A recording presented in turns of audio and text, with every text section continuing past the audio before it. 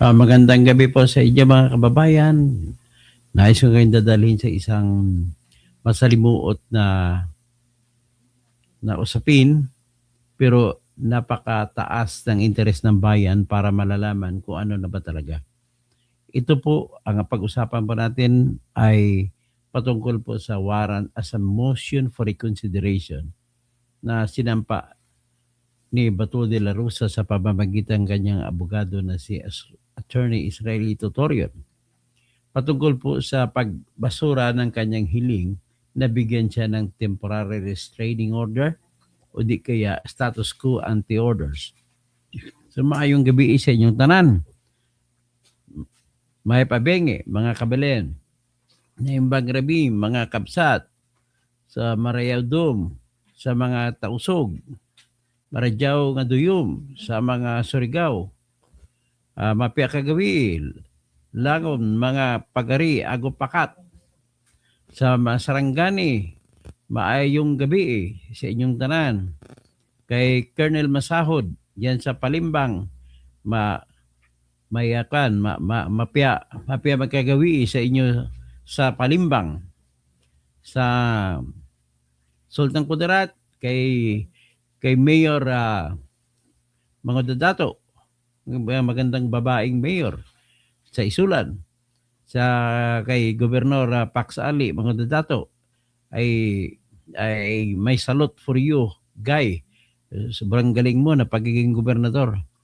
Pagkatapos sa mayor namin na bago sa Coronadal na si Bing Pabi Arakel, sa aming gobernador si Reyna Tamayo, nag-graduating ngayon gobernador. Hindi ko alam kung anong gagawin niya sa sunod kasi presidente rin siya ng Federal Partido Democrat Federal ng Pilipinas, PFP. PFP, Partido Federal ng Pilipinas. At tapos aking mga kababayan dyan, mga Kasimanwa, sa Iloilo, sa Ahoy, mga Rukuro, lalo na sa mga kamag-anak na nanay ko dyan sa Kalinog, tapos sa Lambunaw, anyway, sa Negros Oriental, Negros Occidental, andyan si kaibigan ko sino ba kaibigan ko dyan? O sa lalo na dyan sa nakakalimutan mga pangalan nila. So anyway, dyan sa Mindanao, sa Butuan, mga client ko dyan, sa mga grupo nila ni mga Tata Likop, no? Sa pati mga Doria, pamilya Doria, sino pang iba, ay mga sa Davao, tapos sa Jensan. Okay, gabi dito na tayo ngayon sa Luzon, sa Maray na Banggi, sa mga Bicolano. Ang ating pag-usapan sa ngayon ay si Bato. Pero bago ang lahat ay patugtugan muna tayo ng ating yung panimula, yung ugat ng lahat ng gulong ito, si Sara Duterte. Kasi dahil sa galit nila kay Sara Duterte, dahil hindi nila sila mananalo kay Sara Duterte mag-eleksyon, kaya lahat ng mga posible awayin ng Senado, mga majority ng Senado, titirahin si Bato, at kung anong iba ay ginagawa nila. Ang desisyon, tandaan nyo lang po ang desisyon kung arestuin si Bato ay hindi nasa kamay ng Pangulo ng Pilipinas. Kung ayaw niya, hindi si pwedeng arestuin si Bato.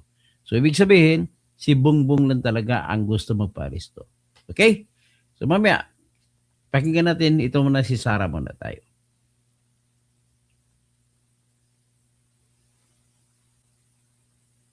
Sara, Sara, wala nang iba.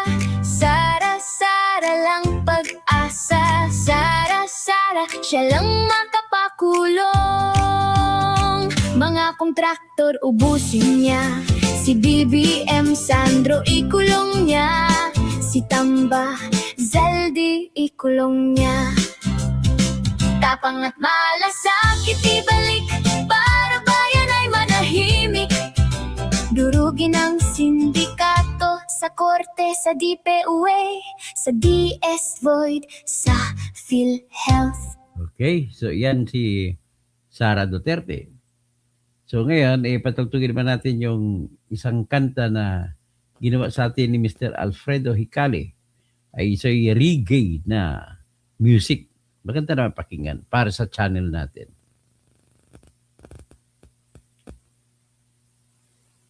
Ito.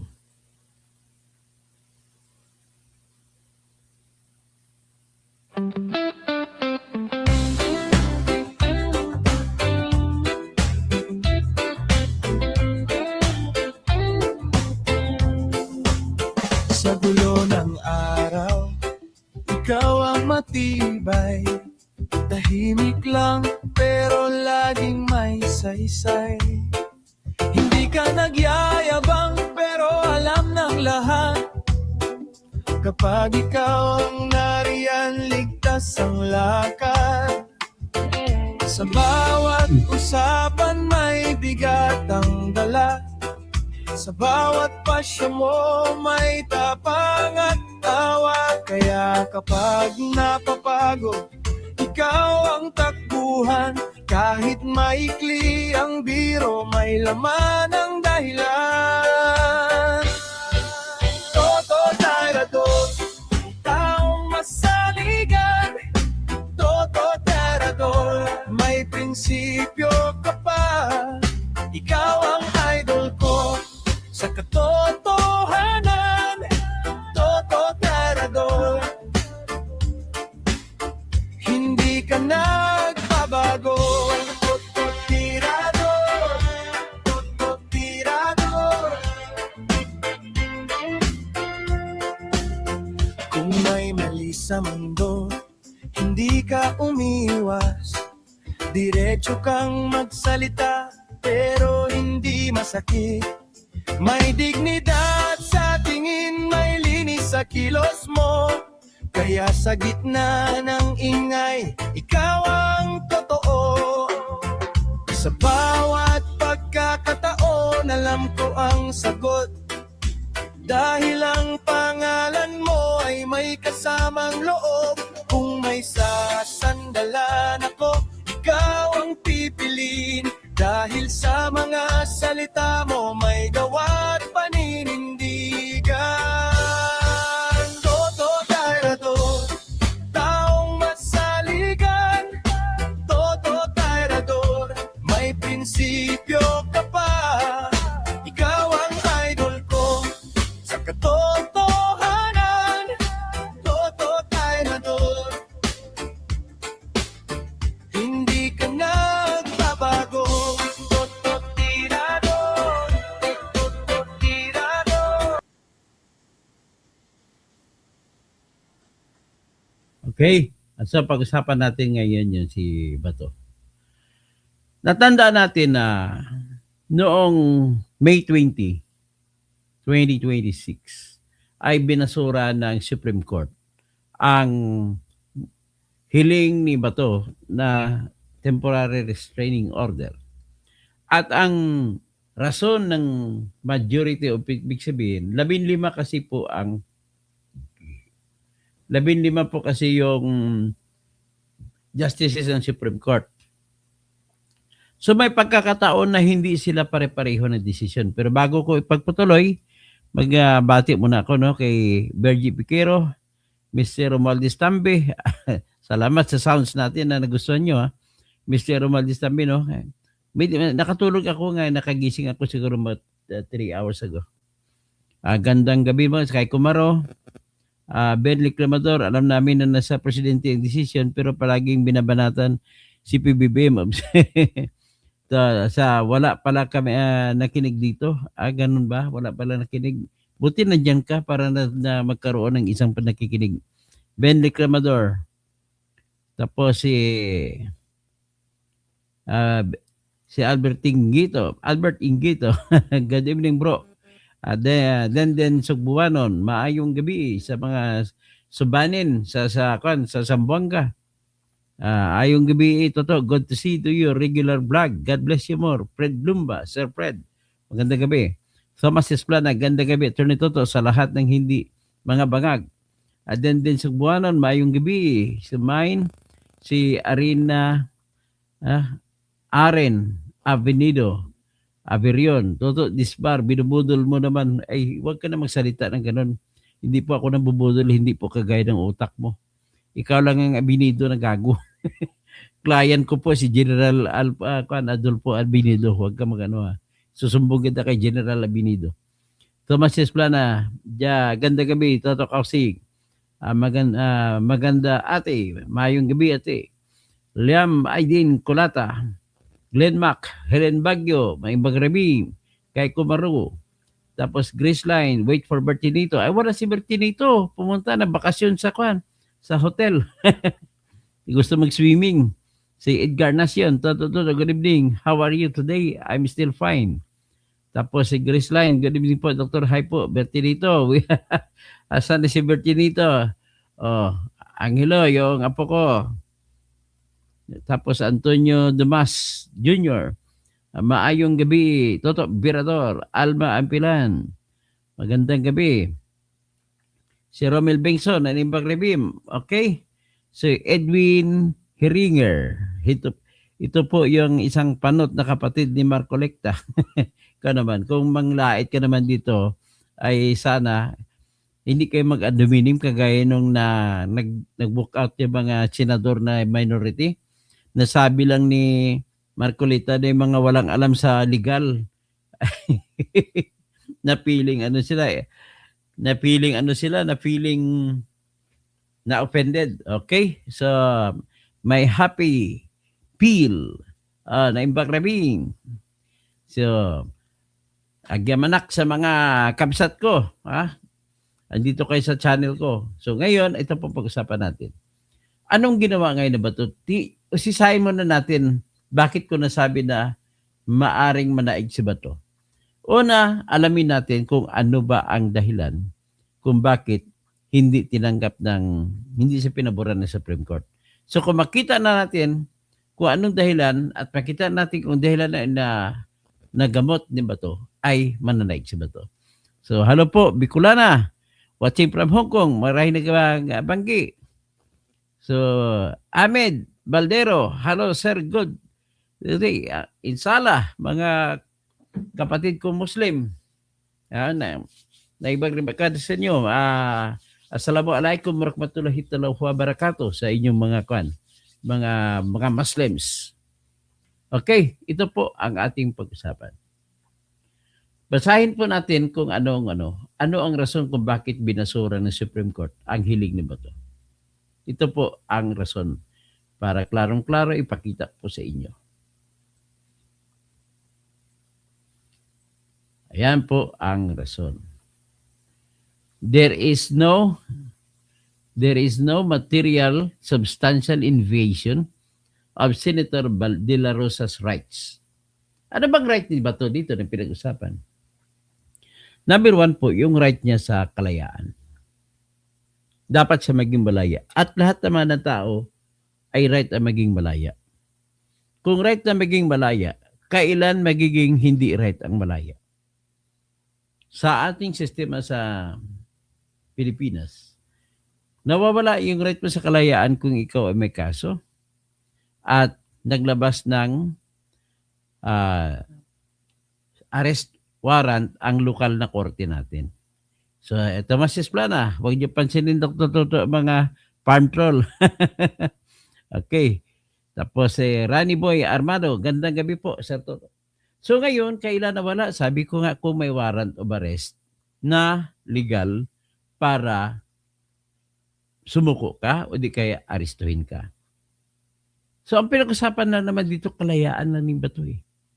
Dapat ba siya maging malaya? Yan. Ngayon, kung ang sinasabi ko naman na pwede matanggal ang kalayaan mo, kung may warrant of arrest, dapat warrant of arrest po ito na pinalabas ng judge. Okay? So, kung warrant of arrest na pinalabas ng judge ng Pilipinas, sigurado wala nang kawala, hindi pwedeng tulungan si Bato. Pero ang pinag-usapan natin dito ay warrant of arrest na pinalabas ng International Criminal Court, hindi ng local court natin. So, in other words, doon pa lang may duda na kung dapat bang tanggalan ng kalayaan ng karapatang magiging malaya si Bato o hindi. Yan po. So, basahin muna natin ang ginawang dahilan ng Supreme Court. Sabi ng Supreme Court, wala daw material na at masustansya na pag-atake sa karapatan ni Bato. Sabi niya, una bes, ay hindi daw klaro ang karapatan ni Bato na para protektahan. Well, ang hindi pagiging klaro, yun po yun yung sinasabi na may warrant of arrest ang ICC. Pero wala pang decision ang Supreme Court kung dapat bang kilalanin ang ICC warrant o hindi. Yun ang ano. Yun ang malabo. So in the face of magiging malabo, sinasabi nila na hindi klaro karapatan ni Bato na hindi arestuhin. Pero tandaan nyo, sa 15 justice, 5 ang nagsasabi na bawal ang warrant of arrest ng ICC. Siya ang nagsabi na malabo din pero dapat kilalanin.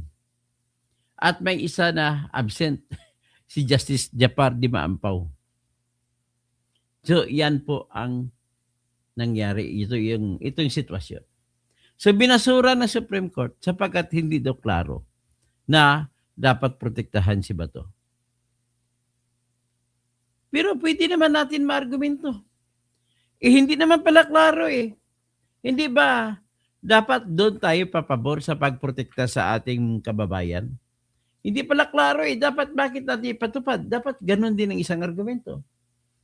Pero nangyari dito sa argumento ng Supreme Court, hindi pala klaro na protektahan ka eh. So bakit ka hindi arestuin? Yun ang doon ang ugat. So ngayon, dagdag niyan, sinabi ng Supreme Court, in addition, may protective custody ang Senado. So, ibig sabihin, hindi ka naman pala arestuhin kasi pinoprotektahan ka ng Senado. So ngayon kung protektahan ka, yan ang unang ginawang rason ng Supreme Court. Although, yung protection binigay ay March 11 saka March 12. Hanggang March 13 umalis na si Bato. May pala. Pagkatapos, nagdesisyon sila May 20. So bakit sinabi pa ng Supreme Court itong protective custody? Kasi nung sa panahon, sa araw na nagdesisyon ang lahat ng kasapi ng Supreme Court, ay wala na si Bato. So, wala na silbi itong argumento ng Supreme Court na ito. Next.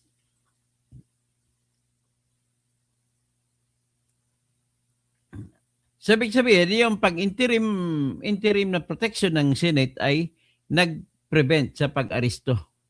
Yan ang sinasabi ng Supreme Court. Isa pa, sinabi ng Supreme Court natin na nag-Facebook Live si Marcos Jr. noong May 13 at sinabi na wala siyang utos.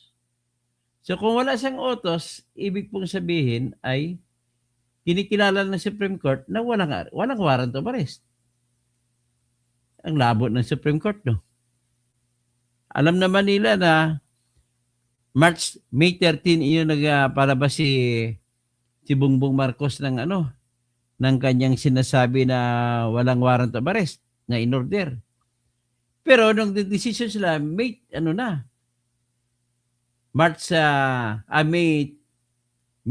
na. So malabo talaga itong sistema ng Supreme Court.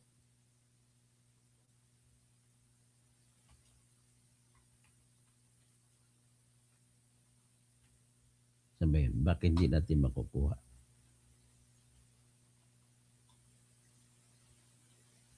Wala na, binura na yung, hinahanap ko sana yung ni Bongbong Marcos eh. Wala na, hindi na mabasa. So anyway,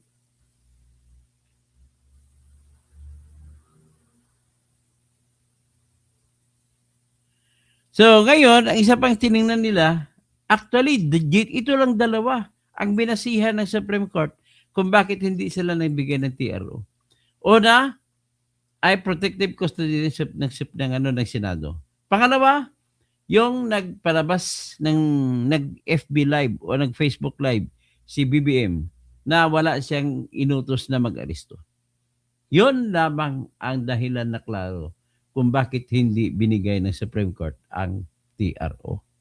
Ngayon, nag-usap naman kami ni Attorney Torion na abogado ni Bato at isa-cite daw niya sa motion for reconsideration nila yung katotohanan na nag-order na po ng manhunt, warrant of arrest. In fact, natutunghayan natin, yung pinakahuli, yung pumunta pa sa bahay ni Bato sa Santa Cruz, Davao City. Punong-puno. Grabe naman itong pag-serve ng warrant. Ang dami-dami mga pulis. Sabihin mo, mga siguro 100 pulis ang lumulusob. Ganon ba yun? Akala ko isang pulis lang aresto ka, pwede na. At dahil pinroklaman nila armed and dangerous, ginamitan pala 100 mga pulis ang lumusob, may kasamang NBI. Ganon ang ginagawa nila ngayon. So, ibig sabihin po, sa issue na kung may humaharang pa, may protection pa si Bato, sa Senado ay wala na. Klaro na. Ngayon, sa issue kung inutos ba ang warrant of arrest para laban kay Bato o hindi, ay klaro na.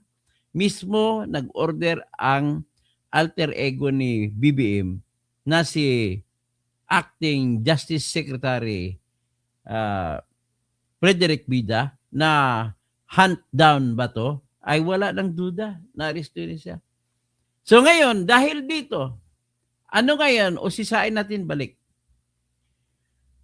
Sa ngayon po, what is very clear is lima na mga justices natin ay nagsasabi na bawal ang warrant of arrest. 5 yun. Hindi basta-basta yung 5 justice ng Supreme Court na humaharang. Ang siyam, walang sinabi kung dapat tanggapin ang warrant of arrest. In fact, majority sa kanila, 2 lang nagsabi na pwede tanggapin. Yung majority, kung mga 7, ay nagsasabi na wag muna nating desisyonan yung TRO kasi hindi pa natin alam kung ano magiging desisyon natin kung tanggapin ba natin ang warrant of arrest ng ICC o hindi. Yan po ang status. Pero ngayon sa tanong, maaari ba siyang manaig si Bato? Sagot, maaring manaig. Bakit? Nawala na ng katwiran ang Supreme Court. Hindi nila pwede ikatwiran ang Senate Protective Custody. Kasi wala na. Hindi rin nila may katwiran na walang utos pag-aresto kasi inutos na. In fact, 255,000 na police force ang humahalughog, nagbabantay sa buong Pilipinas para maaresto si Bato. Yan ang katotohanan. So, in other words, pag mag-decision ang Supreme Court sa motion for reconsideration, in 2 weeks time mula ngayon, nasisiguro ko ay mananaig si Bato. Ganun lamang po. So, ibig sabihin, hanggang doon lamang tayo, no? Sigurado ko. Kumbaga, natanggal na ang karapatan, ang dahilan, na wala lang ng dahilan ng Supreme Court. Yan ang pinakadahilan nila. So, ang unang tanong kung tatanggapin ba nila ang warrant of arrest ng ICC o hindi, ay may duda rin yung siyam na maliban sa 5 na sigurado sila na dapat hindi tanggapin.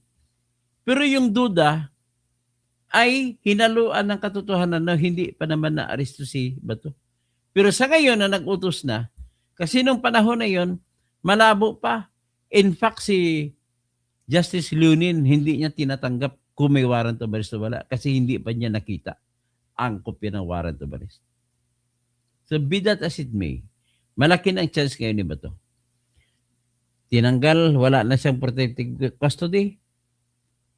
Pagkatapos, meron pang tinatawag na all the forces of the Philippines are running after Bato, scourging all places.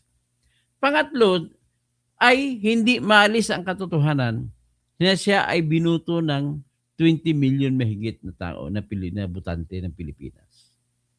Ibig sabihin, pwede mo sabihin the people of the Philippines is behind Bato. Ang nananaig ngayon dito is, sino ba kaya ang mananaig ay tanong, sino ba dapat ang respetuhin? Ang will of the majority of the people na pinatawag mo na voice of the people, na tinatawag mo na voice of God, o yung will lang ng umaakusa ng ICC. Yan po ngayon ang bangga-banggaan ng Bato. Pag nagdalawang Bato, nagbabanggaan para kay Bato. So, ngayon, iniisip ko sana maging argumento ni Bato, although hindi mo na kailangan argumento, judicial notice na yan, na ang buong people of the Philippines, you can never say it is people of the Philippines. Kasi ang people of the Philippines voted for Bato. If the people of the Philippines voted for Bato, then how else can you say that the people of the Philippines will be against Bato? Hindi pwede natin masabi. Next, na rason ko, dapat mapakinggan ng Supreme Court ang aking diskurso dito. Mapakinggan man lang ng mga ibang abogado ang aking diskurso dito.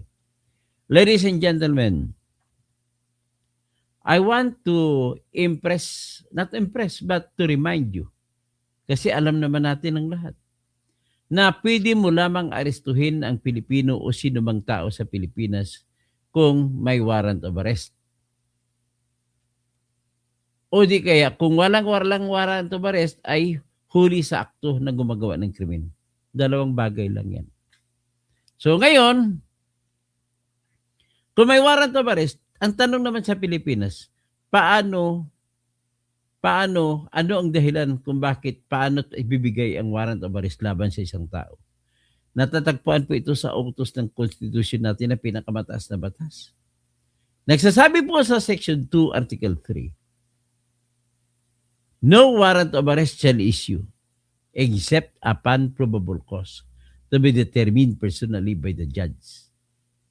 After examination under oath, the complainant and the witnesses he may produce, and describing particularly the place to be searched and the things and persons to be seized. Kailangan judge natin na magsasabi. At kailangan na sa level po ng probable cause. So, kung maglabas ng probable cause ang dahilan, ano ang level ng ebidensya ng probable cause? Yung probable cause po, ebidensya mataas na uri. Ano na lang yan?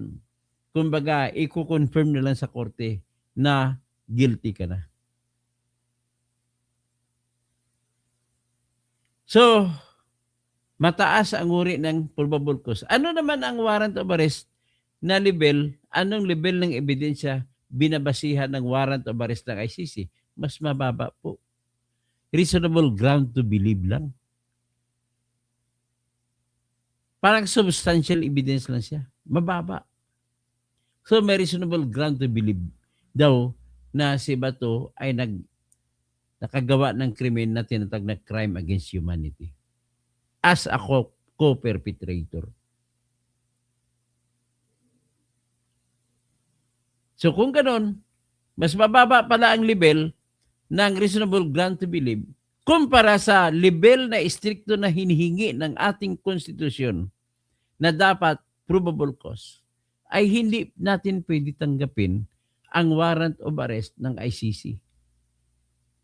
Kasi hindi siya pumasa sa level na standard na kapangangailangan ng konstitusyon natin. Ang konstitusyon natin ay kailangan ang level ng ebidensya ay probable cause.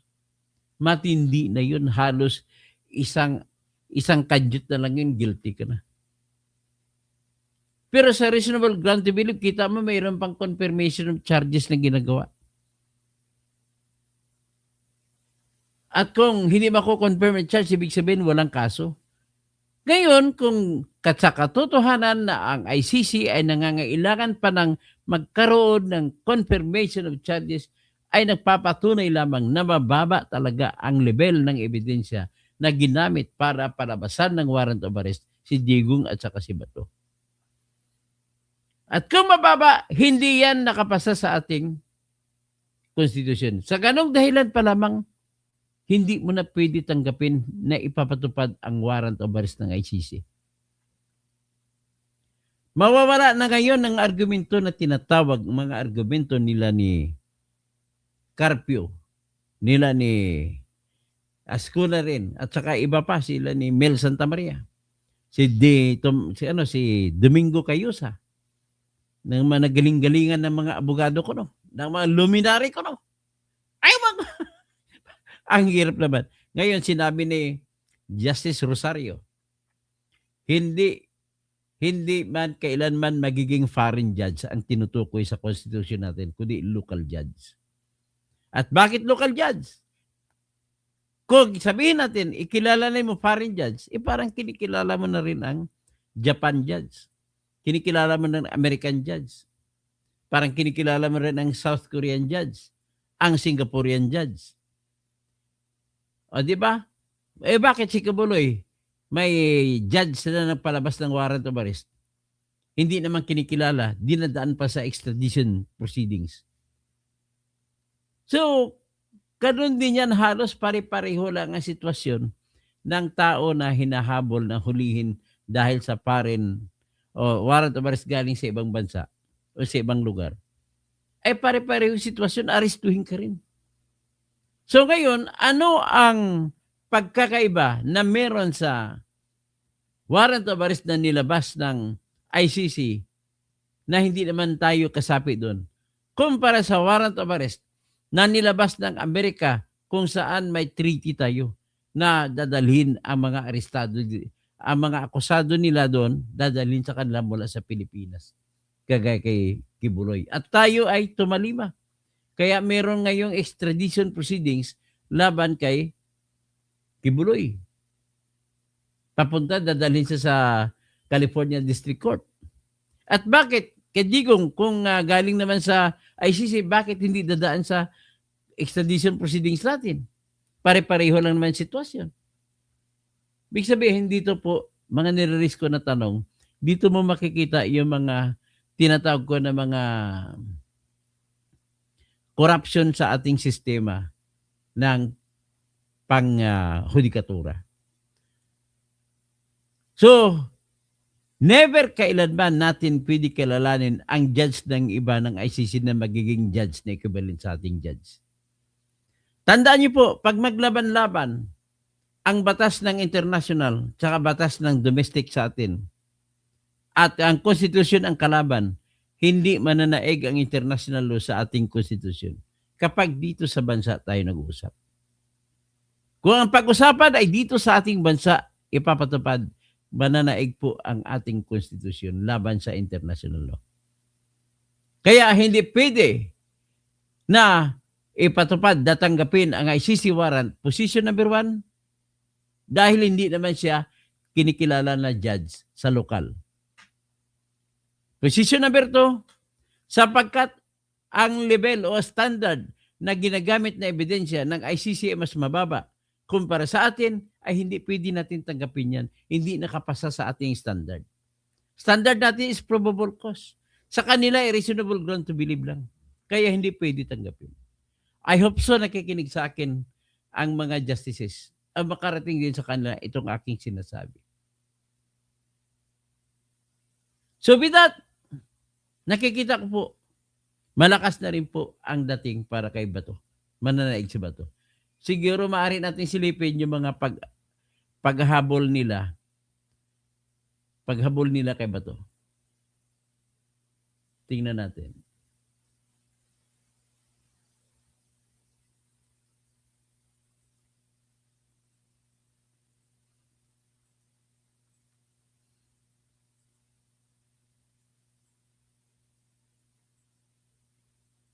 Ito yung Facebook page ni Attorney Torion. Tingnan natin. Ito pa yung ganito karaming pulis. Tingnan nyo.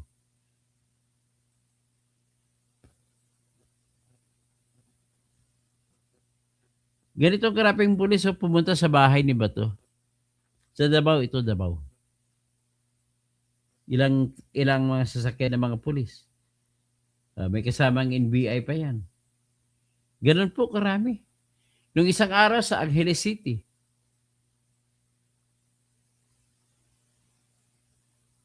Ito naman, si DJ nag-anunsyo. Tingnan natin si DJ.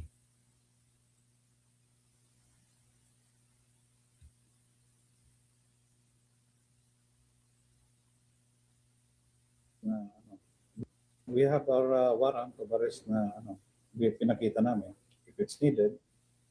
And very cooperative naman po yung local officials doon and the owners of the house. I don't think there is any complaint na we acted, including the National Bureau of Investigation, acted very professional po doon. Anong klaseng warrant po itong hawak nila? ICC warrant di ba? Yes, it's an ICC warrant. You know, ma'am, I'm very thankful doon sa mga tao for allowing us, for accommodating us, for opening the door sa amin, for supporting the investigation, for their privacy also, and out of respect.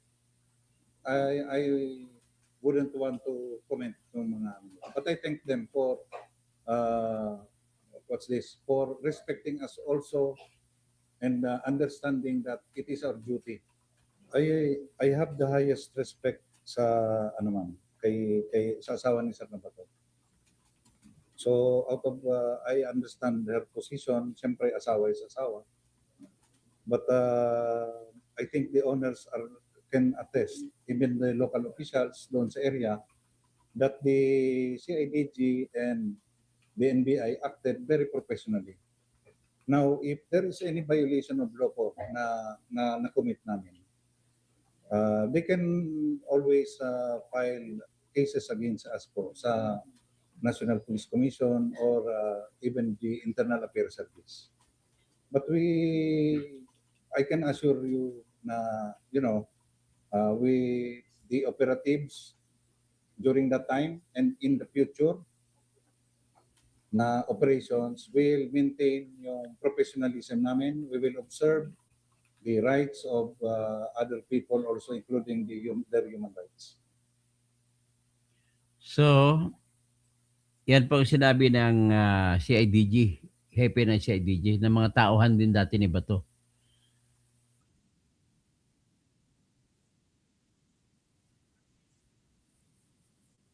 Yan, meron. So, ngayon,